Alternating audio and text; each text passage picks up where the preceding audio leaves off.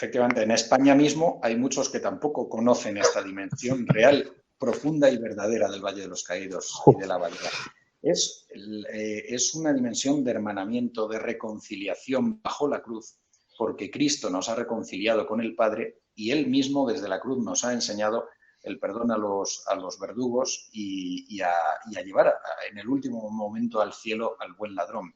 Entonces, esa dimensión de reconciliación, de perdón, de amor, de paz, que Cristo nos enseña desde la cruz, es la lección que nos enseña también para vivirla entre los españoles después de una guerra tremenda de 3 años en el suelo español, la guerra de 1936 al 39. Y nuestra misión es orar por la paz en España, por las almas de todos los caídos de uno y de otro bando en esta guerra, enterrados en el Valle de los Caídos o en otros lugares de España, y porque además aquí yacen los restos de casi 34.000 caídos de uno y de otro bando, muy posiblemente la cifra incluso sea mayor, y de ellos casi 60 son ya beatos mártires que sufrieron la persecución religiosa habida en la zona republicana durante la guerra. Y una dimensión importante fue también la del Centro de Estudios Sociales para, desde el estudio de la doctrina social de la Iglesia, poder buscar un futuro de paz y de reconciliación y de justicia social en España. Es decir, nosotros tenemos la tarea diaria de orar por todos los caídos en la guerra, de uno y de otro bando indistintamente, por su salvación eterna, y de orar por la paz en España. La abadía fue, si no me equivoco, mandada a construir por el general Franco, ¿es así o no? Sí, hay un decreto del 1 de abril de 1940, un año después del término de la guerra, justamente, en el que se determina la construcción de un monumento en la Sierra de Guadarrama, donde está emplazada la Sierra de Madrid, para rememorar a todos los caídos en la guerra. A lo largo de una serie de años se fue perfilando cada vez más la idea, fue aumentándose la idea de la reconciliación nacional y de que estuvieran caídos de uno y de otro bando. En esto influyeron también otras personalidades de la época, de la Iglesia y también del mundo político, esta dimensión de reconciliación que fuera incrementando, y fue efectivamente una decisión personal del general Franco. Parece que ya la idea había ido surgiendo durante la misma guerra. Entendido. Bueno, quizás algunos de ustedes estaban esperando esta pregunta que voy a hacerle ahora y para ponerlo más incómodo al padre Santiago, ¿no? Entonces vamos a aprovechar esa incomodidad, ya que tocamos el tema de Franco. El padre Santiago, de hecho, en los últimos quizás años, quizás en la última década, un poco más, se ha hecho mucho más conocido por este episodio que vamos a narrar ahora. Estamos ahora puntualmente en agosto del 2020 y hace poquito se han visto el derrumbamiento de algunas estatuas a algunos de los evangelizadores o conquistadores aquí en Hispanoamérica, en concreto me refiero a Estados Unidos, por ejemplo. Pero no solamente a veces se las agarran con las estatuas, a veces se las agarran también con las tumbas. Parece que los muertos realmente le dan miedo a algunos. Hace ya varios años saltó a la esfera pública este caso de que el gobierno español quería sacar la tumba puntualmente de Francisco Franco, enterrado en su momento en la abadía, en la cripta, o mejor dicho, en la abadía del Valle de los Caídos, debajo de la montaña, ¿no? Es como si realmente algo les pesara. ¿Nos podría resumir, para los que quizás no estaban enterados de todo esto, por qué razón se quería tomar esa determinación que finalmente se tomó y cuál era el gran temor que tenían? ¿Por qué buscaban molestar a los muertos? Bueno, hubo por una parte las causas que se alegaron y luego las causas que se pueden suponer también de fondo, ¿no? Las causas que se alegaron fue que en un lugar tan monumental no debía estar los restos de un dictador al que además se le querían achacar muchísimos crímenes, mucha sangre, etcétera, etcétera. Bueno, desde una versión de la historia que es discutida por otros historiadores, ¿no? Que no podría estar aquí para que fuera un monumento para todos. Y bueno, pues durante muchos años se vio la imposibilidad de esto. Más anteriormente se había tratado, pero se había dejado porque se prefirió no tocar a los muertos, no tocar tanto el pasado, no volver a encender odios del pasado que ya se iban considerando superados y, bueno, pues asumir de algún modo, con mayor o menor gusto, pero ir asumiendo la historia como era, y la historia de unos y la historia de otros. Pero más recientemente, a partir pues, de una radicalización mayor de lo que han sido las corrientes denominadas de la memoria histórica, sobre todo por parte de la izquierda política de España, a partir de algunos gobiernos recientes, se intensificó toda esta cuestión de la presencia de Franco, y no solo de la presencia de Franco, sino del conjunto del monumento, que es algo que nosotros fuimos advirtiendo en muchas ocasiones, que no todo iba a terminar con la salida de los restos de Franco si un día llegaba a término, sino que se tendría el objetivo en la cruz, como de hecho ya se ha planteado. En la salida de la comunidad benedictina, la resignificación que se dice del monumento, que es su desacralización y descristianización, y incluso la voladura de la cruz, tal como han propuesto algunas de las posturas más radicales. El objetivo final, pues bueno, evidentemente también esto tenía consecuencias a nivel eclesiástico y a nivel político. Y a nivel político en España pues se está viendo ahora mismo la deslegitimación del régimen de Franco conllevaba la deslegitimación de la monarquía reinstaurada por Franco en los Borbones, en la dinastía borbónica, y consecuentemente también la deslegitimación del régimen del actual, en el que todavía está España, no sé por cuánto tiempo, de 1978. Esto a nivel político, pero a nivel eclesiástico ha supuesto también la ocupación de la basílica por la fuerza pública estatal, por la Guardia Civil Armada, ha supuesto pues también la entrada en un espacio, en un lugar de culto inviolable, una basílica pontificia, cosa que luego ha tenido sus repercusiones cuando durante la pandemia también la Policía Nacional pues, ha ocupado algunas iglesias e incluso ha interrumpido una misa en la Catedral de Granada, y actualmente hay una polémica también en torno a un funeral en la Catedral de Barcelona. Nosotros pues, sabíamos que esto iba a suceder, que era bueno, pues que tendría sus consecuencias, ¿no? Este es un poco el resumen, ¿no? A partir, sobre todo, de un decreto ley de hace 2 años por parte del gobierno español actual, hubo toda una serie de recursos judiciales que fueron retrasando todo lo que había sido un primer proyecto de poder sacar a los restos de Franco. Y, bueno, finalmente, pues a partir de una sentencia muy discutida en muchos medios de comunicación del Tribunal Supremo, pues, y sin acabar de resolver en ese momento, dar la sentencia de todos los recursos judiciales, pues se decidió la salida de los restos de Franco, pese a la oposición de la familia, pese a todas las otras alegaciones realizadas, y a que seguían y siguen recursos judiciales todavía en curso en otras instancias superiores, ¿no?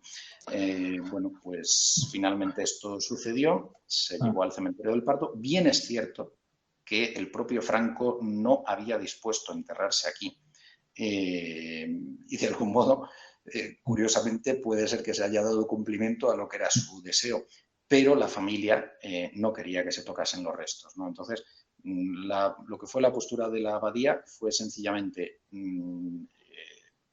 es necesario el permiso de la familia, está en un lugar protegido por la inviolabilidad, y por lo tanto, si la familia no da el plácet, nosotros no podemos permitir una profanación de una tumba. Si la familia acepta, no, de nosotros no depende, somos custodios, no dueños de un cuerpo. Pero en tanto que custodios tenemos una responsabilidad hacia esos restos, ¿no? Ha sido una actitud conforme a estos principios. Sí, yo la verdad que soy sincero, conocí la persona del Padre Santiago de Cantera no por los libros, sino por toda esta polémica que se suscitó desde hace varios años, y lo felicito públicamente por la entereza y por el coraje que ha tenido, digamos, ¿no? Un pequeño monjecito, como lo llamaban ahí, le han hecho caricaturas y qué sé yo, de todo. Bueno, sí, pero se plantaba, digamos, frente a un Goliat progre que lo quería destruir, digamos, ¿no? La verdad que en eso sí. Ahora, yo nunca entendí bien, porque me parece que incluso es una táctica mala del enemigo esta. Sabemos que el marxismo funciona por medio del motor de la dialéctica, ¿no? Hay que estar engendrando permanentemente conflictos allí donde no lo hay. Pero resulta que esto no termina, me parece a mí, termina siendo un exceso en la persecución, porque lo que quizás termina logrando, al menos en España, es que algunos grupos de gente joven, de un muchacho de 20 años, 25 años, que ya no tienen ni la menor idea de quién fue Franco, le parece que Franco y Felipe II más o menos vivieron en la misma época, porque más o menos funciona así la historia para muchos. ¿No es que como que han reavivado un poco esto y se han dado cuenta de esta persecución estúpida, que está bien, se hacía para crear conflictos, según el gobierno de izquierda que ahora tienen allí en España, pero resulta que les puede salir el tiro por la culata a la larga? No sé qué te parece. Pues lo cierto es que mucha gente de izquierdas que conozco directamente y otros indirectamente no les gustó el hecho de tocar los restos de un difunto, de un muerto, ¿no? Independientemente de quién sea. Y además, de hecho, nosotros defendimos los derechos de este difunto y de su familia lo mismo que si hubiera sido el último mendigo de España o Claro. que hubiera sido una persona absolutamente opuesta, ¿no? La realidad es esa. Entonces, no dio realmente rédito político a la decisión gubernamental y, de hecho, se vio en las siguientes elecciones al poco tiempo de la exhumación. Es decir, no dio votos al partido que había realizado esto, e incluso hubo críticas dentro de los que luego han sido o eran ya entonces de algún modo aliados suyos. No trajo un rédito favorable, porque en España, pese a lo descristianizado que está, pero hay principios de ley natural que siguen marcados en el corazón de los hombres, y uno de ellos es el de respetar a los muertos, respetar a los difuntos. ¿Qué molesta ya un muerto después de 44 años? ¿Qué se consigue con eso? Cuando yo estaba dentro de la basílica, que sería muy recomendable a ciertas personas y a muchas que estuvieran presentes en aquel momento, oyendo las radiales y los taladros que todavía me resuenan, pensaba yo, ¿y esto para qué?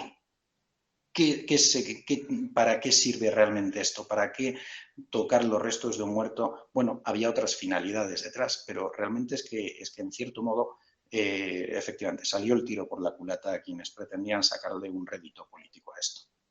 Sí, lo que querían hacer quizás más que desenterrar un muerto era extirpar, digamos, en parte, lo digo yo como argentino, ¿no? Un poco el espíritu de España, ¿no? O sea, el signo que implicaba Franco en ese lugar.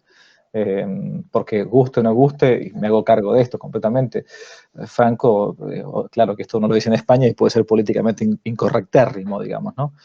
Fue, guste o no, un defensor realmente de los valores tradicionales de los españoles, de la Iglesia Católica Apostólica Romana.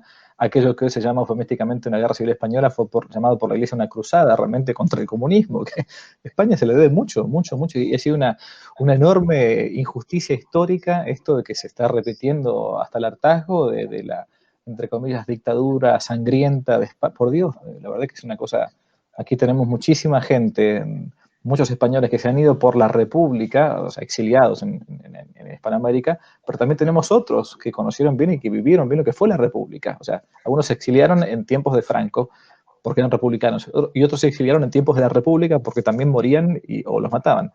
Entonces, bueno, a mi juicio era querer desenterrar y para enterrar en otro lugar un poco lo que Franco significaba para España. A caballo de esto, sí, diga. Sí, sí. No, perdón. Iba a decir, a nosotros en todo este periodo nos llegaron muchos testimonios y muchos correos, muchas cartas y muchas llamadas de muchas personas mostrando su disconformidad con lo que se estaba haciendo y apoyando a la abadía. Y muchos de estos testimonios eran de personas del este de Europa, cristianos, católicos y ortodoxos, en unos casos católicos, en otros casos ortodoxos, de Rusia, de Ucrania, de Lituania, de Polonia, de Rumanía y de otros países del este, de la República Checa, por ejemplo, y de otros más, diciendo, no entendemos por qué se hace esto en España, no entendemos por qué los españoles tratan así a Franco. Eso era lo que nos decían. Yo no digo más que eso. Bueno, a caballo justamente de esto último, una pregunta que siempre, al menos yo me he hecho hace muchísimo tiempo, y muchos que no son españoles también se hacen, es ¿por qué si España tiene todo ese pasado realmente heroico? Uno cuando piensa en un español, ¿no? Hay que pensar que la patria no son estos tipos que están gobernando ahora, sino que es todo lo que implica, ¿no? España puntualmente. ¿Cómo si España tuvo un pasado heroico? Incluso un pasado heroico contra el comunismo en el siglo XX. ¿Y cómo si después de tantas décadas de gobierno del franquismo, cómo sucedió que en tan poco tiempo, ¿no?, sucumbió ante todos los errores del progresismo, de la izquierda, siendo hoy en día casi uno de los países de Europa que más como que reniega de esa fe ancestral? Yo me he paseado en gran parte de Europa con sotana, así como estoy acá. Ustedes me ven todos los días. El único lugar que alguna vez recibí algún insulto y me fui a poner la cara al tipo que me insultó fue en España. O sea, cómo se entiende esto de que después de tanto tiempo de franquismo, tan rápidamente España pareció como, o sea, desplomarse? España, por una parte, sobre todo desde la penetración, ya en parte de algunas de las corrientes ilustradas en el siglo XVIII, pero sobre todo a partir de la penetración de los principios liberales con la invasión napoleónica de 1808, se gesta en gran medida una división entre lo que luego se ha llamado a veces, con mayor o menor acierto, las dos Españas, ¿no? La penetración de las ideas liberales y de toda una serie de ideas que vienen de fuera, vinculadas a ideologías ajenas a los principios cristianos o que en cierto modo beben de ellos, pero los reestructuran en una línea absolutamente secularizante. Y lo que ha sido pues toda la población española que ha defendido los principios de la tradición española. Esa ruptura que se produce de un modo serio y profundo a lo largo del siglo XIX y continúa el XX, y la guerra es una manifestación de ello, es parte de lo que explica por qué en España lo cierto es que hubo brotes de irreligiosidad y anticlericalismo muy fuertes, impulsados por el liberalismo, sobre todo al poco de la invasión napoleónica y en periodos como 1820, el trienio liberal, y 1835, 34, 35, 36, con la desamortización de Mendizábal y la agudización de algunos fenómenos de violencia antieclesiástica que luego en el siglo XX se reproducen de nuevo. Pero esto ha venido alentado ideológicamente, es decir, esto el pueblo no ha nacido del pueblo, esto ha venido alentado ideológica y propagandísticamente. Y desde luego en los últimos decenios lo que es evidente efectivamente es por qué ese cambio tan profundo de España.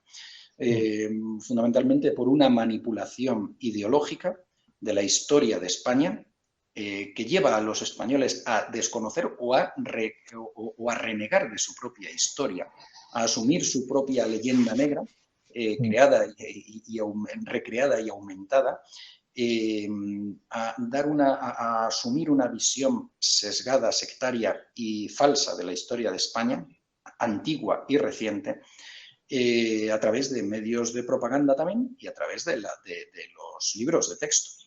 Y luego también España ha sido tomada quizá por su importancia a lo largo de la historia dentro del seno de la cristiandad como uno de los pilares fuertes que gestaron la cristiandad durante la Edad Media y después también con su proyección hacia las otras Españas, ¿no? Hacia las Españas de fuera de ultramar, hacia Hispanoamérica, hacia Filipinas, hacia otros ámbitos. Esa España católica, como se entendía y se conocía, por eso muy probablemente España ha sido tomada también como laboratorio de pruebas de una ingeniería social que la está teniendo como vanguardia de todos los proyectos de transformación encaminados a eso que se conoce como el nuevo orden mundial. Y por eso algunas de las leyes más disparatadas desde el punto de vista humano, de la ley natural, yo no voy a decir ni con relación a la fe cristiana, sino de los proyectos más disparatados con relación al crear un nuevo modelo de humanidad deshumanizada en el fondo, porque es da la vuelta, da la espalda por completo al proyecto divino sobre el hombre, es España. Algunas de las leyes más disparatadas de ideología de género, del aborto, etcétera, ha sido España uno de los primeros proyectos y bocetos. Sobre todo desde digamos, los 2 últimos decenios, es un laboratorio de pruebas para una ingeniería social encaminada hacia ese nuevo orden mundial y esa nueva normalidad de la que se está hablando. De hecho, corrígeme si me equivoco, pero creo que España tiene al día de hoy el famoso Ministerio de la Igualdad, ¿no? Que está intentando regular que la gente deje de pensar con sentido común, entonces se aplique una ideología, un sistema de pensamiento cerrado que no se condice con la realidad. Es así, incluso también se ha hablado al tratar el tema de la memoria histórica, que es una forma también de no hacer historia, sino de hacer una memoria selectiva y sectaria, de crear una comisión de la verdad. Eso suena a ese ministerio de la verdad que George Orwell en 1984 expone perfectamente. George Orwell, un marxista que ha visto los efectos del marxismo más duro, del marxismo estalinista, y que rechaza todo eso porque lo ha conocido, ha visto lo que es en la propia guerra española, y vino a combatir con las brigadas internacionales del bando republicano y vio los efectos del marxismo estalinista.